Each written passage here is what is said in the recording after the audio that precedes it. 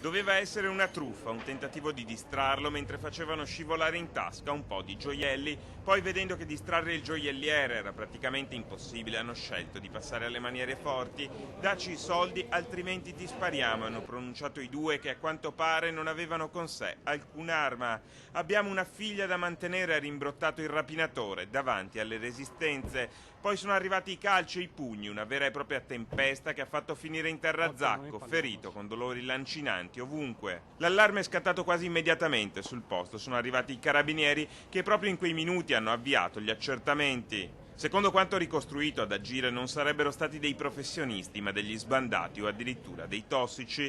La modalità, i tempi e le frasi pronunciate sono i dettagli che hanno fatto imboccare questa pista alle forze dell'ordine. Il giorno precedente la rapina, la coppia, età apparente tra i 25 e i 30 anni, aveva fatto un sopralluogo sotto i portici, un altro dettaglio che ha catalizzato le attenzioni degli inquirenti che stanno vedendo e rivedendo i filmati di quei secondi.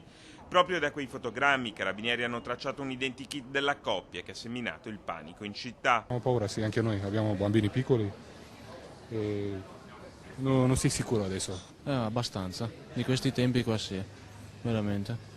Oltre alla modalità a destare scalpore, la scelta fatta dalla coppia di agire in pieno pomeriggio e proprio in centro città, correndo il rischio più che concreto di essere acciuffati dai cittadini che si sono gettati al loro inseguimento. Le condizioni dell'uomo, 56enne, fortunatamente non destano più preoccupazione. Dopo le cure che gli sono state prestate all'ospedale è stato dimesso e ha potuto fare ritorno a casa.